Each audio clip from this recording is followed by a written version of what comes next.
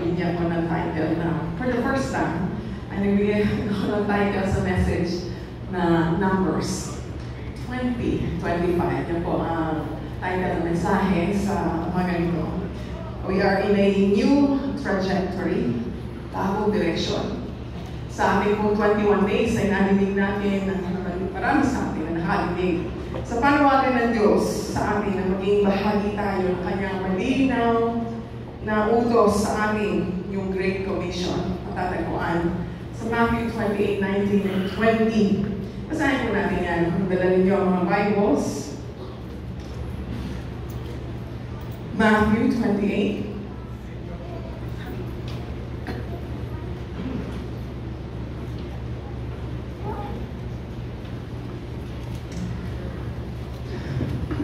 Umpisa po natin ang verse 18. Matthew 28:18. And Jesus came and spoke to them, saying, all authority has been given to me in heaven and on earth. Go therefore and make disciples of all the nations, baptizing them in the name of the Father and the Son and of the Holy Spirit, teaching them to observe all things that I have commanded you.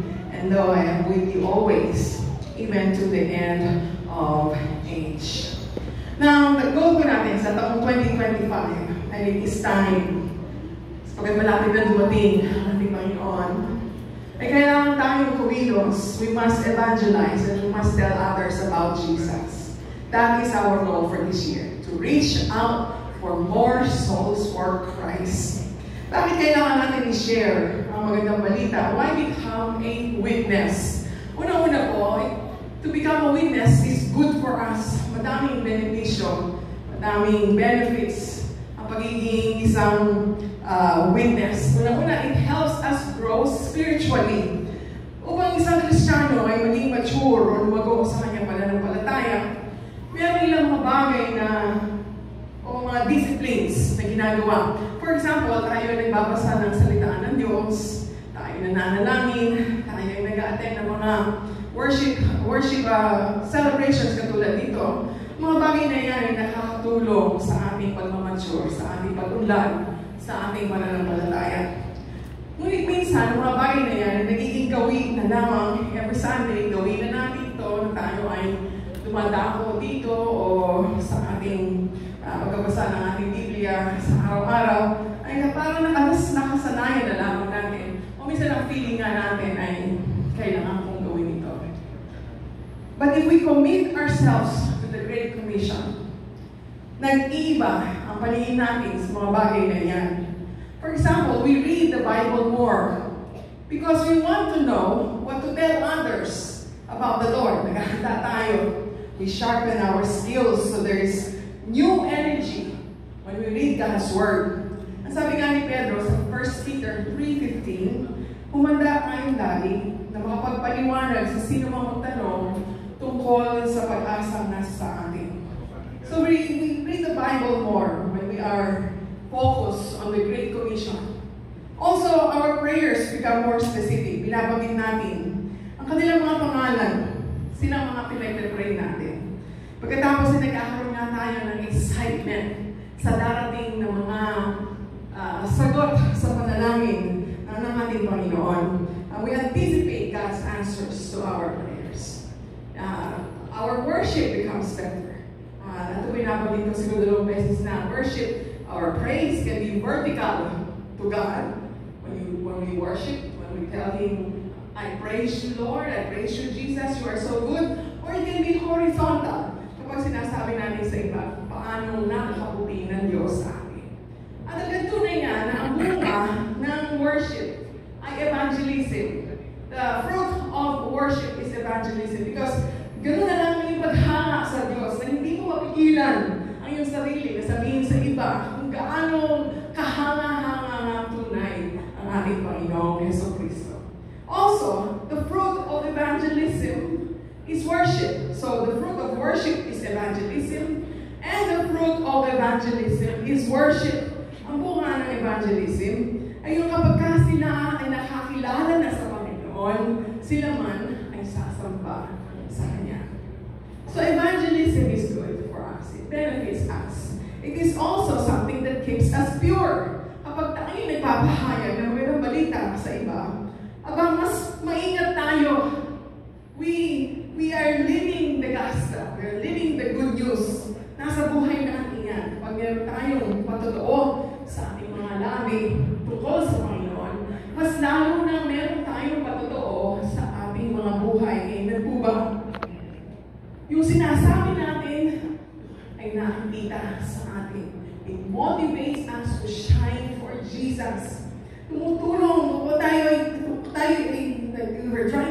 our parents, tumutulong tayo sa kanila sa bahay. Tama po ba? Hindi pwedeng sabihin natin ng ating mga parents na ang Diyos ay mabuti at niligtas ka ng Panginoon.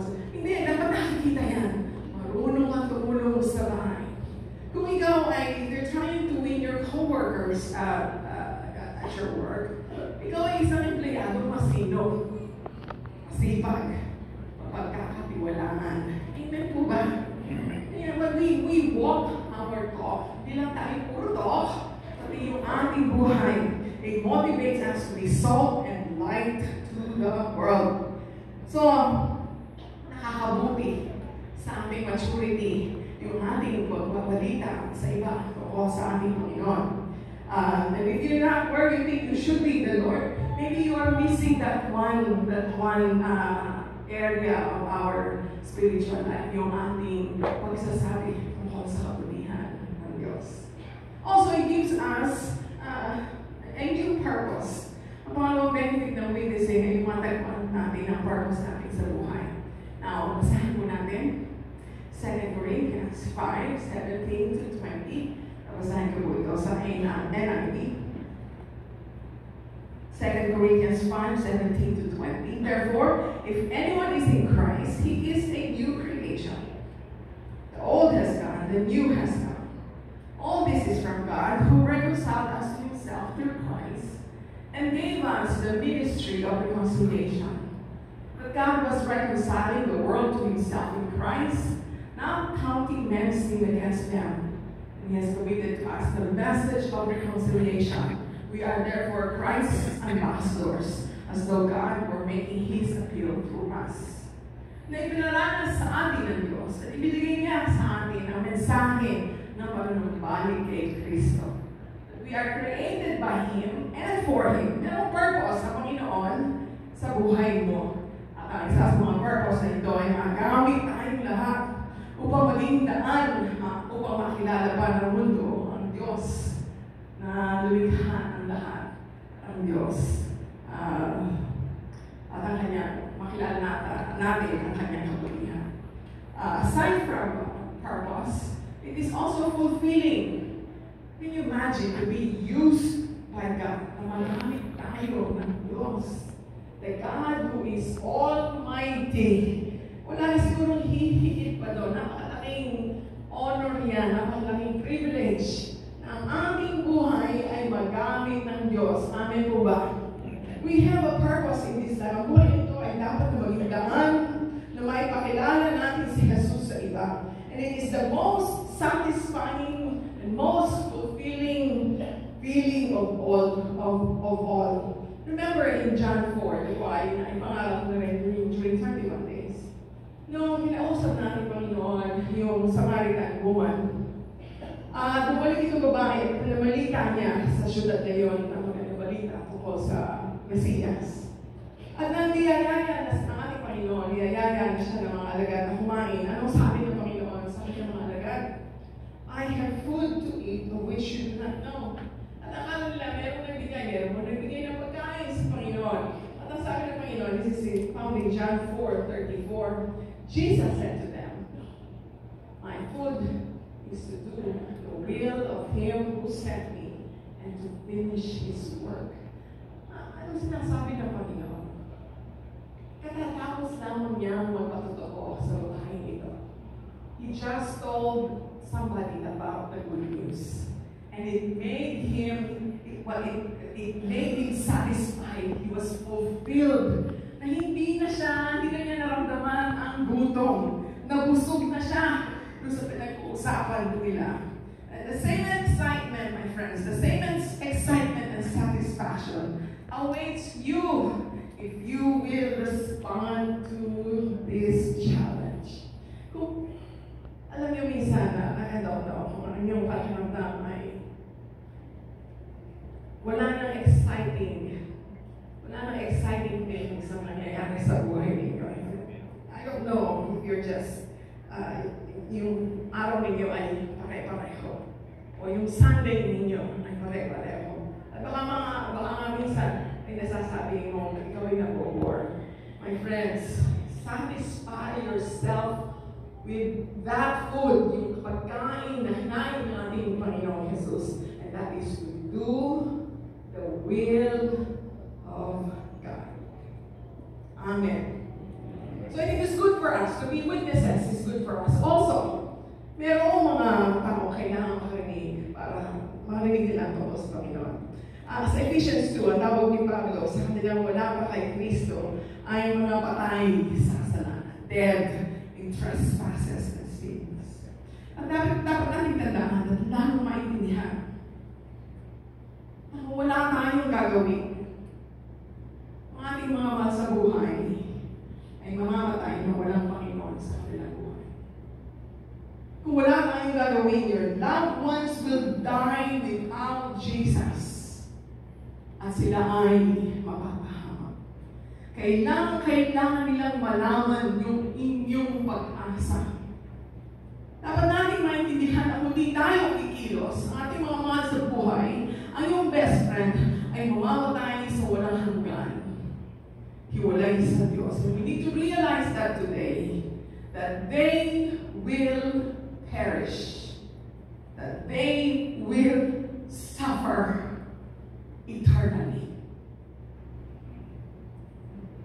Parang bagang meron kang gamot para sa cancer, pero hindi mo sineshare sa iba. Nasa iyo yung sagot, nasa iyo yung gamot para sa cancer, nasa iyo yung pag-asa, pero hindi mo sinasabi sa iba. They will perish. Kailangan natin maintindihan yan ngayong umaga. Na kung hindi tayo kikilos, they will perish. Ang hindi lamang sa buhay, pagkatapos sa buhay na ito, kailangan din nila yung magandang balita na sa ganun ang buhay na ito dito sa lupa ay magkaroon ng tunay na galak at payapa. They need to hear the good news of the gospel to help them with life. Sapagkat na totoo, tayo, saan nga ba tayo pupulutin kung wala si Kristo sa ating buhay? Ano na nga ba ang ating mga buhay ngayon kung di natin nakilala ang ating Panginoong Jesus? Baka marami sa atin ay matagal nang namatay dahil sa ating bisyo at kasalanan. O baka nawala na tayo ng tamang pag-iisip. The truth is, without Jesus, people are lonely. People are empty. And the sad truth is, Christians, we forget that. Nakakalimutan natin yung paanong puno ng takot at nervyos yung ating pag-iisip bago natin nakilala ang Panginoon. We have forgotten how it is to be without hope. Siguro isa sa panalangin natin, ay panalangin natin, Panginoon, ipaalala po ninyo sa amin kung paano kami noon, kung paano noon hindi tayo makatulog, kung paano noon ang ating buhay umiikot lamang sa pera at kayamanan, kung paano noon ang ating sinusunod na yung mga bisyo ng katawan.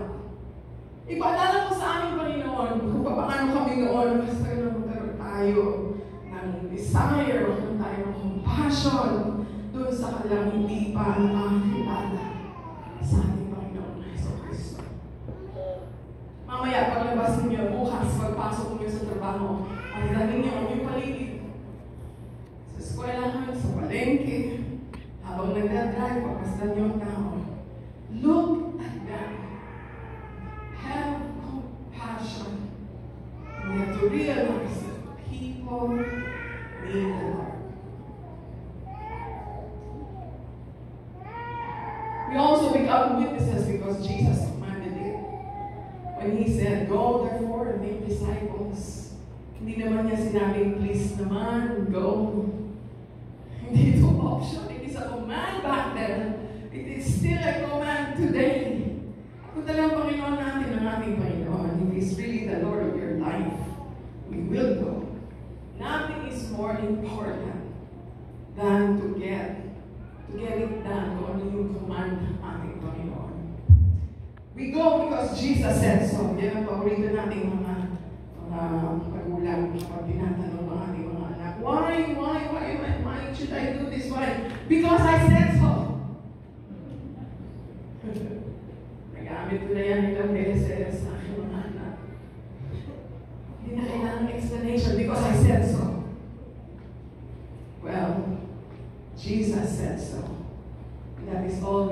know that should set a date we need to follow.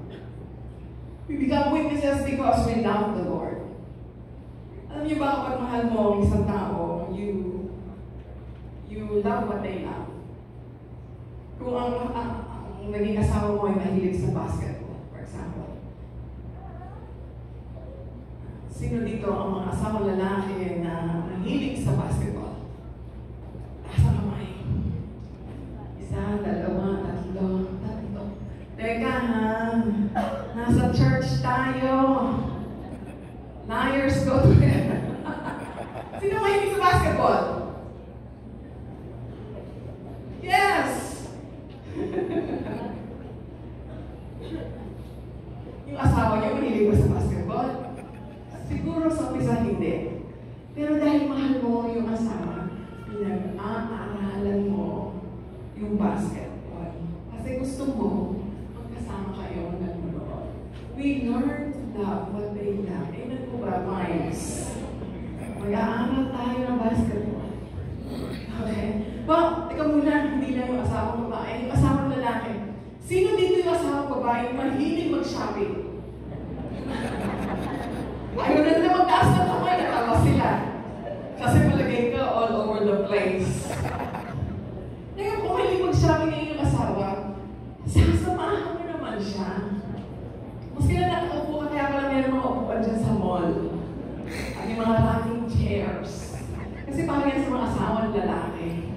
Naku, talagang mahal mo yung asawa mo, hindi mo lang siya sasamahan. Alam mo din kung nasaan yung sale. At dadalhin mo siya doon. Tama, when we love somebody, we love what they love. But let me tell you, God so loved the world. God cares for man, sinful men just like us. God cares the most about man. Palagay ko po, hindi ako magkakamali. Nasasabihin ko, mas mahal ng Diyos ang tao kaysa sa ibon. He sent His Son for us. At nadaroon na natin yung pagmahal ng Diyos araw-araw, hindi po ba? At yung pagmamahal na yan, nadaroon na natin araw-araw, yan ang pagmamahal na kanyang ibig-ibigay sa mundo ito. Ibig-ibigay sa kanilang hindi pa nakakilala sa Kanya.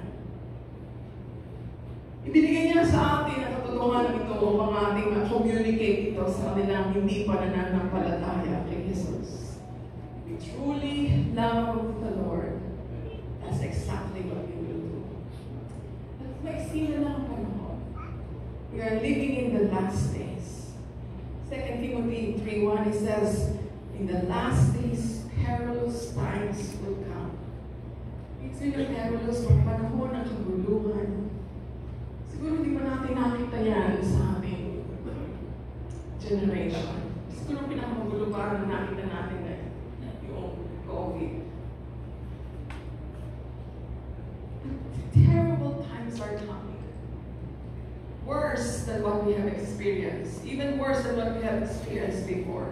Difficult times. Mga kapatid, we need to tell them, huwag natin ipagkait ang magandang balita, lalo-lalo na sa mga araw na mababagpa ng kahirapan ng mundo. So how are we going to do this? Paano natin gagawin ito? Church, listen. Ito po ay para sa ating lahat. Hindi natin ito magagawa kung ito yung pauubaya lamang natin sa mga pastor. This is for all of us. For each one of us. So 21 days po, isa sa mga prayer points ay ipanalangin yung isang tao na ibinigay ng Diyos sa ating puso. Na itong tao ito, mahal natin ang tao ito. Na may handa siya ng Diyos, may handa ng Diyos ang kanyang puso at pag-iisip. Na sa ganun sa ating pagpapahayag sa kanya ng magandang balita, maunawaan niya. Ating dalangin sa tao ito. Isang tao lang ang ating goal. Sa ating pagsasali sa kanya tungkol sa ating Panginoon, maunawaan niya at siya ay tumanggap ng kaligtasan. Kung hindi niyo pa nagawa yan, do it today. Ipanalangin niyo, Lord, ibigay niyo po sa puso ko yung isang taong dadalhin ko sa iyong trono. Isa pa, hindi niyo sinasabi ko sa inyo ito sapagkat marami sa inyo hindi nakasama sa ating 21 days. Isa pa sa naging priority natin sa ating pananalangin at magiging priority natin sa taong ito, 2025, ay ang ating pamilya. Sila rin po ay ating pinapanalangin. Sa 21 days, every day we are praying for our family. We are praying for our family who they don't know Jesus yet. Huwag po tayo mapagod sa ating panalangin. If you're praying for your spouse, asawa, anak, magulang, kapatid, sapagkat ang pangako ng Diyos sa atin sa Acts 16:31, believe in the Lord Jesus Christ and you will be saved, you and your household. At itong pangahawakan ang pangako niyan sa 2025. So anong ating gagawin? Dalawang bagay. March 9. A few Sundays from today, ay pasisimula po natin ang campaign for our family Bible studies. Kung ibig ninyo magpasimula ng Bible study kasama ang pamilya, kasama ang mga nasa compound, kasama ang mga kamag-anak, we are all willing to help you to get started. Tulungan po namin kayo magpasimula ng Bible study. March 9 ang umpisa ng ating campaign for our family Bible studies. Magpapasign na po ako. Ibigay nyo sa amin yung pangalan at yung phone number. Tatawagan namin kayo at mag-appointment kami kung kailan natin ito uumpisahan. Kung magsasabihin niyo, Pastora, 3 lang po kami sa bahay. Maski na 3 lang kayo. We want to help you to get started. Isang linggo na darating, either March or April, at ating ko pag-aantaan niya, ay magkakaroon tayo ng evangelistic worship service. This will be on a Sunday. This is what I would call the Invite Sunday. We will announce the date. Itong araw, itong Sunday, nagdadaling natin ang ating mga kaibigan at mga kamag-anak. Mga mahal sa buhay. At ang magiging topic sa sermon na yun, sa ligong iyon, ay tungkol sa kaligtasan. We will preach about salvation. And we want to see your loved ones and your friends be saved. In the meantime, habang natin natin yan, March 9, magsasign na tayo sa ating family Bible study. And then another Sunday, we will announce this will be the evangelistic Sunday. This will be the Invite Sunday. In the meantime, church, we will prepare. We will continue to pray. Also, napakasimple lang po ng aking panawagan sa inyo lahat ngayong umaga. Let us learn to be friendly. As simple as matuto tayong umiti. Matuto tayo maging welcoming. I want this church to be a welcoming and a friendly church. Matuto tayo makipagkamusta. Sa ganun, pagdating ng mga bisita, handa tayo. Nakamiti tayo. At nagmamahalan tayo.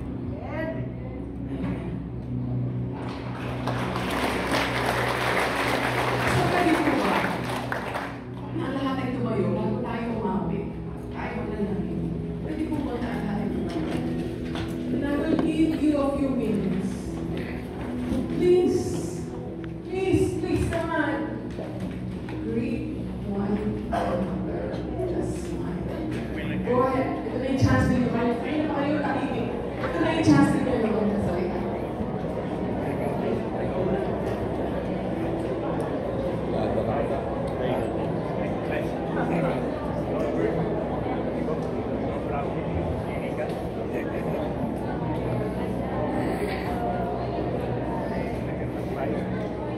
Turn around and then greet the person behind you. Ang dami nasa likod nila.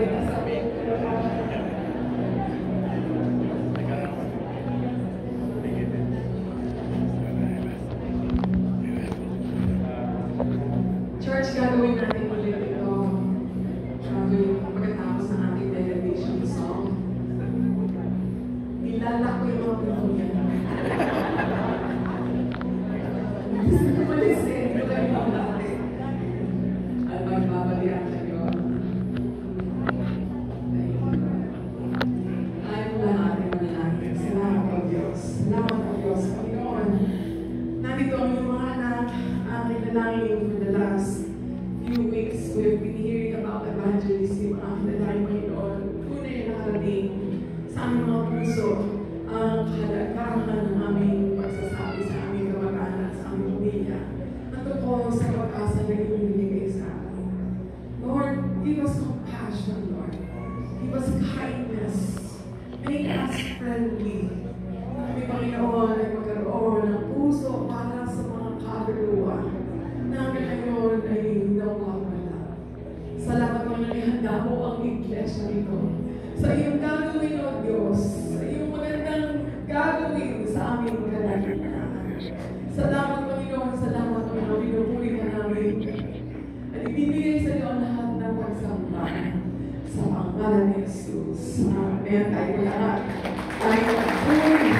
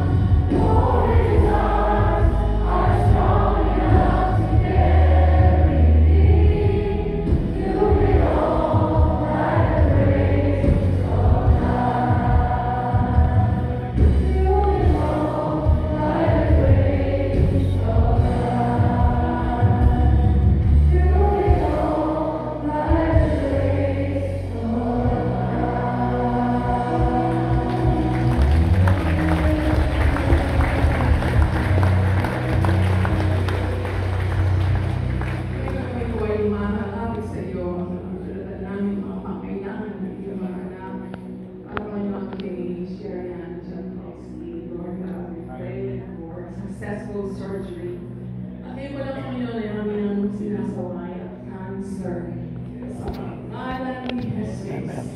For complete healing and fast recovery for Mark Louis Danieles. Para sa kaligtasan ng mga mahal sa buhay, Panginoon, na nakikita dito sa papel na ito. Para sa kaligtasan ng aming pamilya.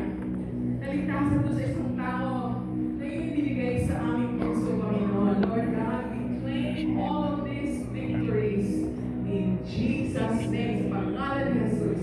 Panginoon, tinataas namin ang lahat ng mga pangailangan na isulat na dito sa prayer request box. Mga pangailangan, Panginoon, ng iyong mga anak na hindi nila nabanggit.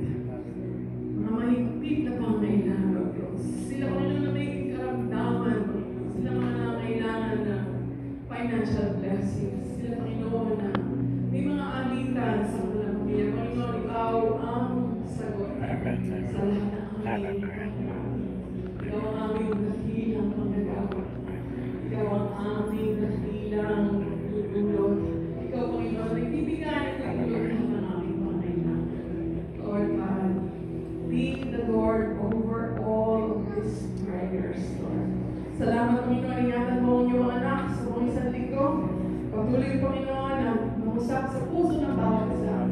Kung kami nalakas na loob na sa ng Panginoon na sabi namin sa aming mga kasama sa bahay, sa katunayan ng aming Panginoon, katunayan ng aming Diyos. Salamat, O Diyos, sa iyong lahat ng papuri. We give you all the worship, all the honor, and all the majesty. This is our prayer this morning.